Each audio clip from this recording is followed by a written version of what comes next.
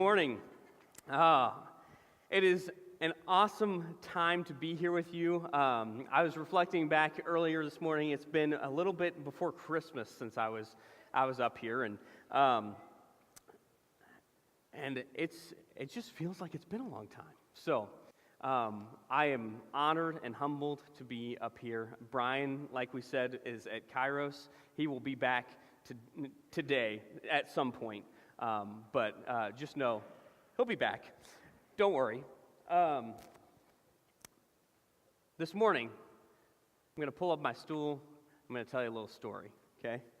A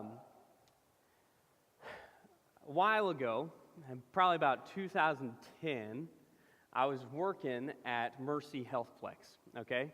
And because I was working at Mercy Healthplex, I was working in their kids section. That is one of the times of my life that I was working out consistently. But in that environment, there would be these guys that would come in all the time, every single day, and so I'd get to know some of them. And locker room conversation was happening, and this guy turns to me and he says, "You know what? I really think I've got this friend that is a youth minister, and I think you would be really good at youth ministry." And I was like, oh, whoa, okay, cool. Because there was this moment at CIY back when I was like a freshman in high school where I was like, I think youth ministry might be something that I'm gonna do. And at that moment, I was working with kids at a gym. So and maybe that was youth ministry. But I tell you that because I am here. I'm here, and when I run into people out there in the world, and I get to tell them that I'm a youth minister, they're like, "Oh my gosh, that must be the most fulfilling job you could ever possibly have. That is awesome." And I'm like, "Yeah, sometimes, absolutely." And don't get me wrong, there are moments where like I get some questions from these guys that like I'm like, "Whoa, let's sit down and talk about that." Or like people come to Christ and it's absolutely amazing, but then there's times where I'm cleaning up stuff and like I put on this event and like sometimes people show up in droves, and then other times you're like, "Oh, nobody's here. All right, just me. Cool." And that just happens. Well, I'm not telling you this for sympathy. I'm trying to level with you. Because I know there are times in our lives where we make decisions and we take jobs and we do things to just try to find some fulfillment in our lives. Sometimes. Not all the time, hear me, not all the time. Sometimes I feel like I'm pouring out more than I'm able to. You know what I mean? Sometimes it's not as fulfilling as the person in the grocery line is like, "Oh my gosh, it's a dream job." Sometimes it's not. And I got to tell you that I think all of ministry is like that. We're just so busy all the time trying to do different things and trying to take care of all the people and all that stuff. And all this to say is we know how you feel. I know some of you are in jobs that you're like, "I just don't get any fulfillment from this. I hate when I come here. I don't know what to do." And then there's others of us that have made decisions that we're like, "Well, maybe if I do this, it'll bring fulfillment, and maybe from that, I'll like change the world and do all these amazing things." And it turns out that it just doesn't happen that way. Life takes a turn for us, and we're all just trying to find some purpose and try to find some fulfillment. Ministry is not up here and all the rest of you are down here. No. We know how you feel. And we want to be with you in that. And Jesus explicitly talks about this idea of fulfillment, because when we commit to Jesus, he completes our joy. He makes our joy complete. And that's really what we're after when we're trying to find fulfillment, when we're trying to find purpose. We just want to find some joy in our lives. So Jesus actually talks about this to his disciples. And we're going to be in the Gospel of John today, and we're going to continue this I am conversation. We've talked about I am the door, I am the bread, I am the good shepherd, I am the way, the truth, and the life. And we're going to talk about something that amazes me. Because, have you ever read Jesus talking and he's like, you're like, where did that come from? Like, how did you get there? All right? This is one of those moments to me.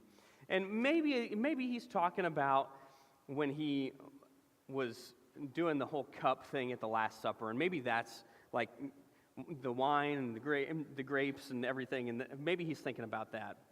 But I want to point out here that they've left the upper room.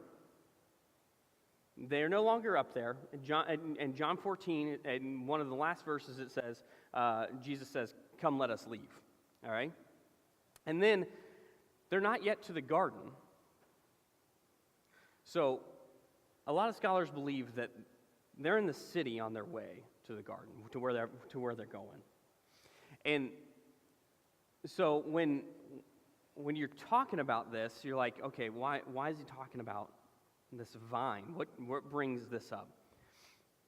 And in the city, there is a temple built by Herod. It's supposed to be like this it's supposed to be incredible, amazing stuff. And when they think possibly when they passed it, Jesus is traveling with all of his disciples. They see something. Maybe Jesus sees something.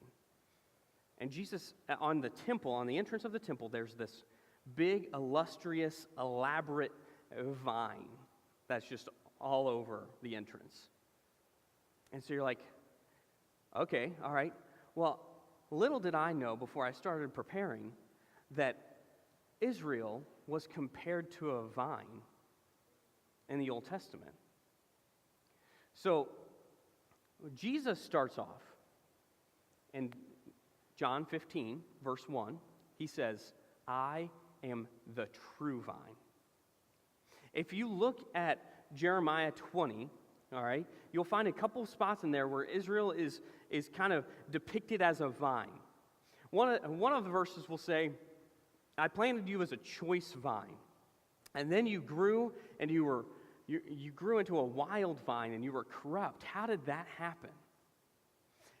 Israel took pride in the fact that they were the vine. They were supposed to be the ones to bear fruit, and they were supposed to be the ones to go out and be kind of the hope of the world. Well, the light of the world enters in, and he says, no. I'm the true vine. I'm the one.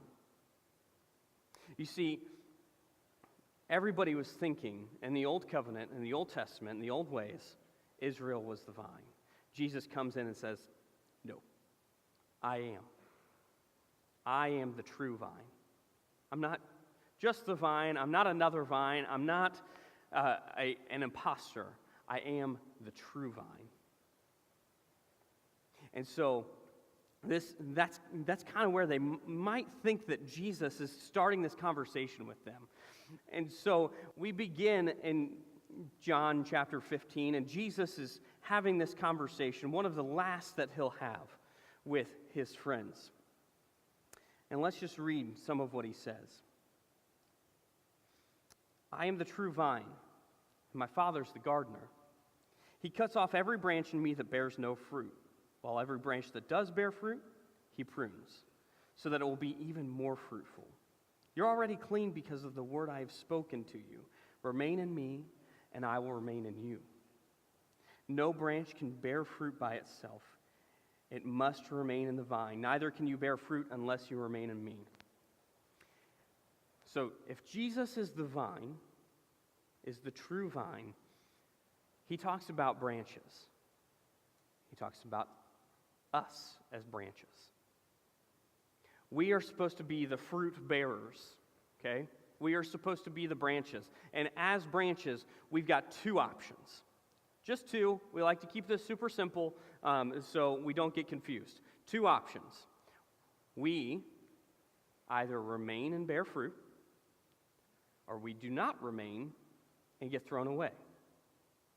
Those are the two. Those are your two options, all right? So what does it look like to remain and bear fruit? Well, we try to bear fruit and not remain.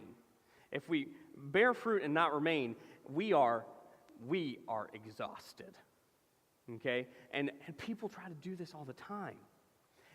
It's making our schedules as full as possible. It's going to everything that you possibly can. Sometimes we do it in the church by making sure that we go to church even though we're sick, and like we make everybody else sick, and we try to check things off of our list that, yep, I'm bearing fruit, I'm bearing fruit, I'm bearing fruit, I'm bearing fruit, I'm bearing fruit. That's not necessarily what he's talking about.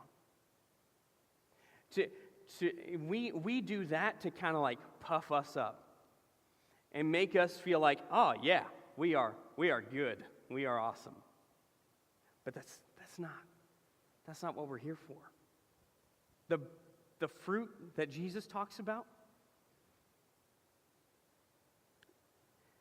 is fruit that will last. All right? And Jesus explicitly states what this fruit is, but we'll get there. Just hold on, all right?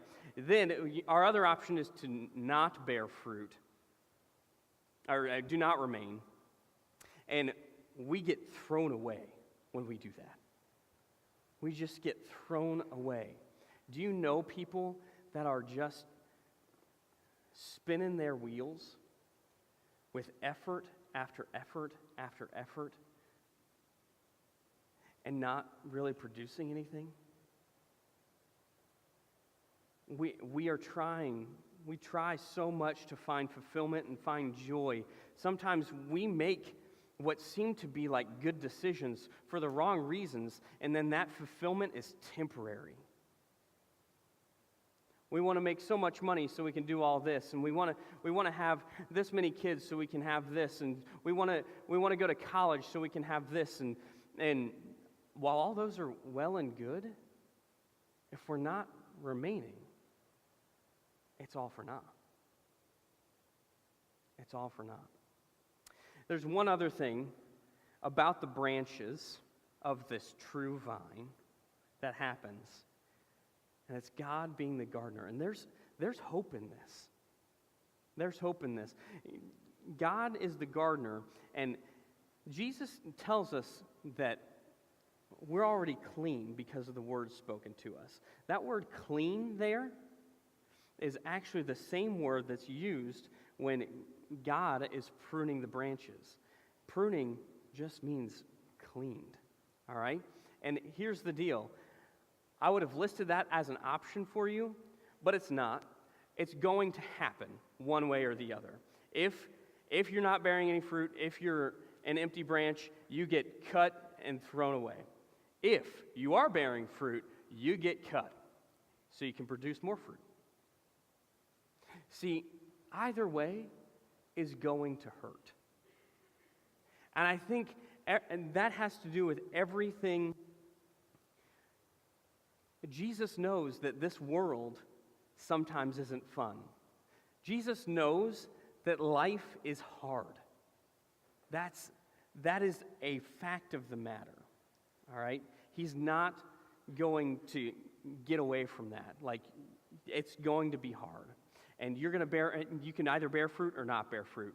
That's your choice. But the scissor is going to be put to you at some point as a branch of the true vine. So, let's see what Jesus has, because that doesn't sound very fulfilling, right? All right, so let's see what Jesus has for us as we continue. Verse 5 says, I am the vine, you are the branches. If a man remains in me and I in him, he will bear much fruit. Apart from me, you can do nothing. We spin our wheels all the time. But if we're not connected to the true vine, it's nothing. If anyone does not remain in me, he is like a branch that is thrown away and withers. Such branches are picked up, thrown into the fire, and burned. If you remain in me and my words remain in you, ask whatever you wish and it will be given you. This is to my Father's glory, that you bear much fruit, showing yourselves to be my disciples. Disciples are learners. They walk with the person they are being discipled by. They hear what he has to say, and then they go and do it. That's what a disciple is. But even that disciple, Jesus will kind of take that in just a minute and say, you know what? I'm calling you this now. But again, we'll get there. But let's rest in this moment right here and talk about the idea that if we are a branch that is not bearing fruit, and we still try to remain to the vine, we are actually stealing nutrients from the other branches that are bearing fruit. And that's why we get cut off. Because God has given us different gifts and different talents and different things for us to be able to be used to do. And if we're not using them, if we're not remaining in Him and using them, what's He say? You can't do anything. It's nothing. All of your efforts, they're nothing. So remain in Him. We're getting to the fruit. All right? As the Father loved me, so have I loved you. Now remain in my love.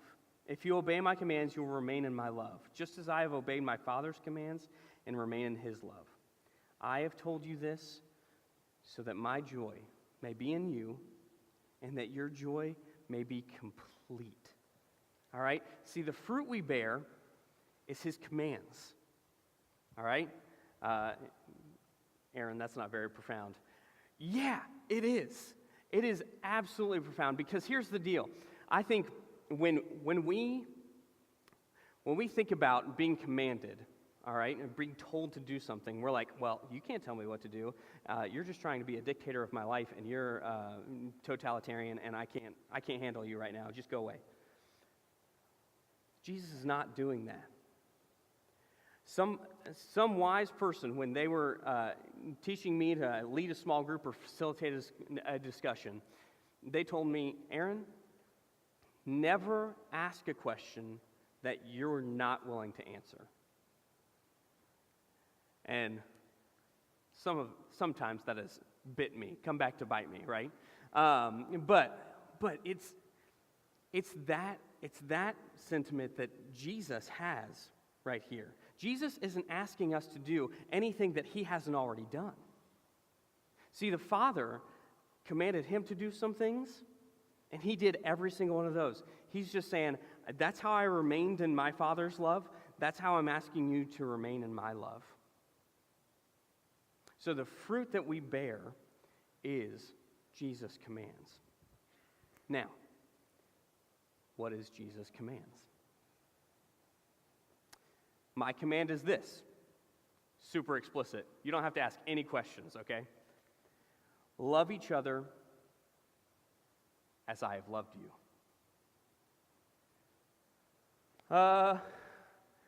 He's Jesus. The command that I have to do is love each other as I have loved you, as Jesus has loved me. The Jesus that left His throne to come down here and spend time with me and care about me and love me and sacrifice His life for me and love me that way and show God to me and reveal God to me. Yes. It is a big ask. It is a huge command. And this, my friends, my brothers and sisters, is very, very difficult to do. I hope no one ever told you that a life following Christ is easy, because it is not. This is a very simple principle to understand. Love each other as I have loved you. Done. No question. All right, got it. What does that mean? Love each other as Jesus loved you? That's huge. And that's why we have to remain in Him. We're not capable of doing that without Him. We're not capable of understanding His love without Him. That is not something that we can do.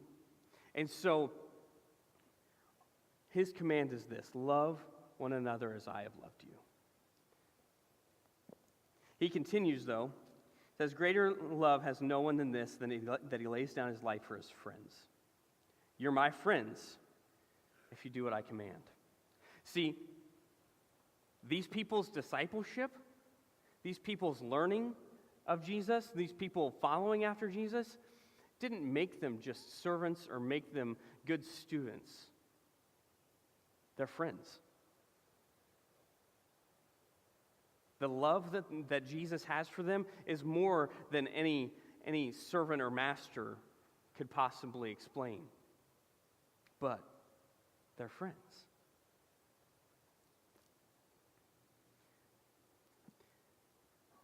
I no longer call you servants, because a servant does not know his master's business. Instead, I have called you friends, for everything that I learned from my Father I have made known to you. You didn't choose me, and I chose you and appointed you to go and bear fruit that will last. See, all of this trying and effort and stuff that we do and stuff we fill our time with and stuff and things that we think are like valuable and great and everything, that if it's apart from Him, it's worth nothing. That's not fruit that will last. That's not fruit that will last at all. Jesus has called us to bear fruit that will last. And the fruit that will last is loving one another as He has loved us. All right?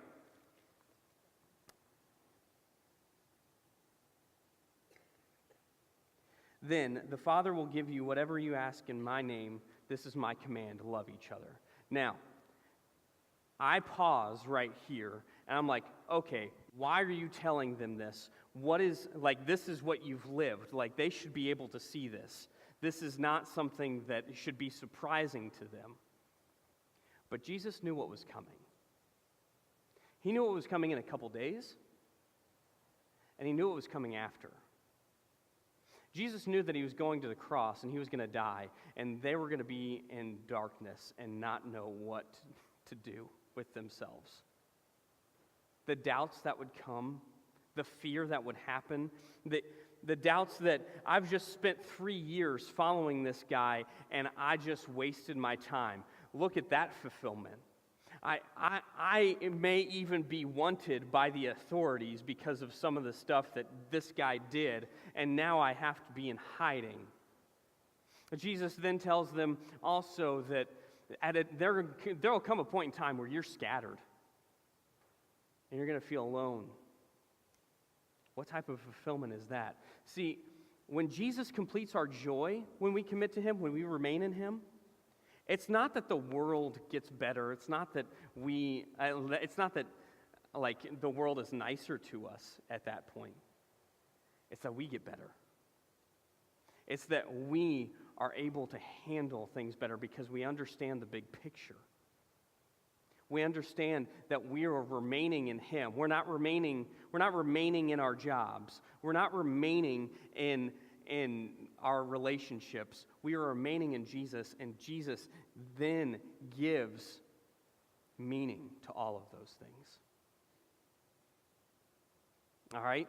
And so, Jesus knows some things. Jesus knows that this world is going to give them trouble. If you look in John 16, Jesus will tell them, I have told you these things so that in me you may have peace. In this world, you will have trouble. He knows that it's coming.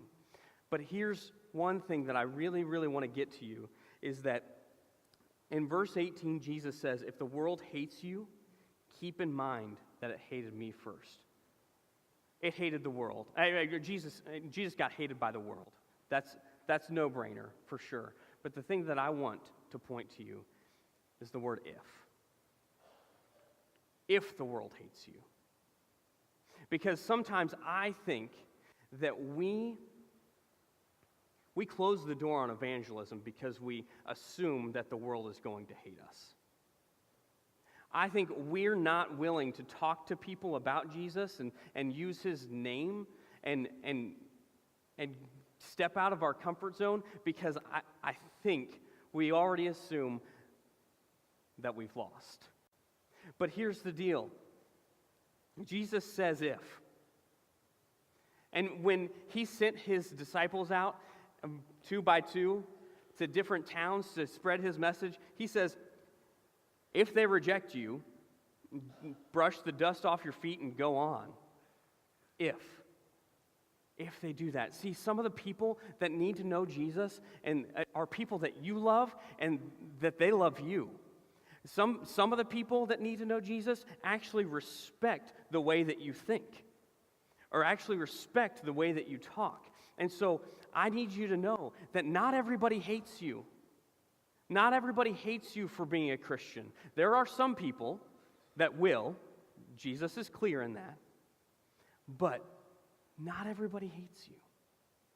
Be willing to talk about him.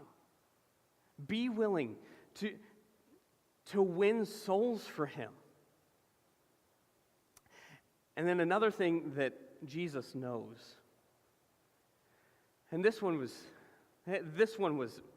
hit me in the face like a ton of bricks, is that Jesus knows loved ones can cause us pain and confusion. If you look in John 16 again, and you look at verse 6, Jesus says to them, because I have said these things, you are filled with grief. Now, Jesus is causing hurt in people. It's not that he's sinning. No. This isn't he's name calling them and bullying them and everything else like that. No. This is a reality check. The world is hard, and what I'm saying to you is causing you grief. He understands that loved ones can cause us pain and confusion because he is the one causing pain and confusion in the disciples at this moment. And I don't know if he hurts about that. I don't know. I would imagine that he hurts about that. Like, I wish you guys didn't have to feel this pain, but I need you to know it. But he knows. And so there are just so many, really my heart in all of this, guys, is there are just so many people who walk away from God because pain exists. There are so many people that walk away from God because life is hard. And I am with you in that. Life is hard. There are difficult circumstances. But there's this word, remain. To me, it means commit. And that's one of the things that when we commit to him, he completes our joy. He makes everything meaningful. He, even in the darkest of times, even in the hardest of times, for some reason, there can still be joy. There can still be joy. And the last thing that I want you to know that Jesus knows in all of this is that he knows we're going to feel attacked. Like, there's the if the world hates you, but there's the when the world hates you as well. So if you look at chapter 16, verse 20, he tells them this, I tell you the truth, you will weep and mourn while the world rejoices. You will grieve. It is a fact of life. You see, the world doesn't get better when we commit to Jesus. Our joy gets better. Our perspective changes. We get better. And with all of that, Jesus says you'll grieve, but your grief will turn to joy. Your grief will turn to joy. He wants our joy to be made complete. That is something he desires for us. It's not something that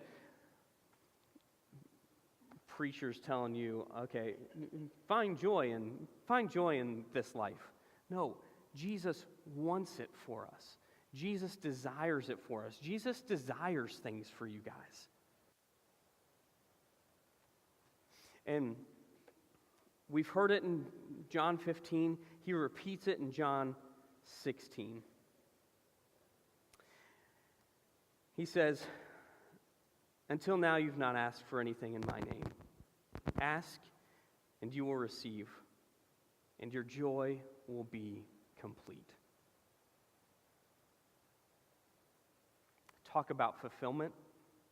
That's what fulfillment is. That's what purpose is. That's what Jesus wants for you. All right, so our worship team is going to come back up and we're going to sing a song. But as they do that, I want you to just take a moment and imagine with me. Take a moment and take like stock of everybody that's in this room right now, currently, and up there, and in Sunday school classes. Imagine, instead of falling into what the powers and principalities and everything of the world say that we should do, that how we should find fulfillment, what if we really bared down and committed to Jesus and let him take care of our fulfillment? What would happen? What would happen? I think there would be times where we would start ministries that would take care of things for like 30 years and it would be awesome and the community would be a better place. I think there would be times where we would do ministries that are like last for a year and we are able to listen to the Spirit and say, you know what, that was good for a time, great job, but we need to move. Your community's changing, you need to change too. My people are crying out. My people are hurting just like you are hurting, but I need them to know the joy that you have because I gave it to you. Because I wanted it to be complete in you. If you don't know this Jesus that wants our joy to be complete, I want to talk to you about him. And I hope everybody else wants to talk about him with you. But if you want specific time right now to just talk about him and how you join this family, come talk to me. We'll talk about how to join. And if you want a church that is trying to commit their lives to Jesus, and we're humans. Sometimes the world does get in the way. But if you want a church that is trying their darndest, this is it. And if you just need prayer for something, I'd love to pray with you. But as we close this time, let's stand and sing. And if nobody wants to do any of that, don't. But worship the God who wants your joy to be made complete. And love each other as he has loved you.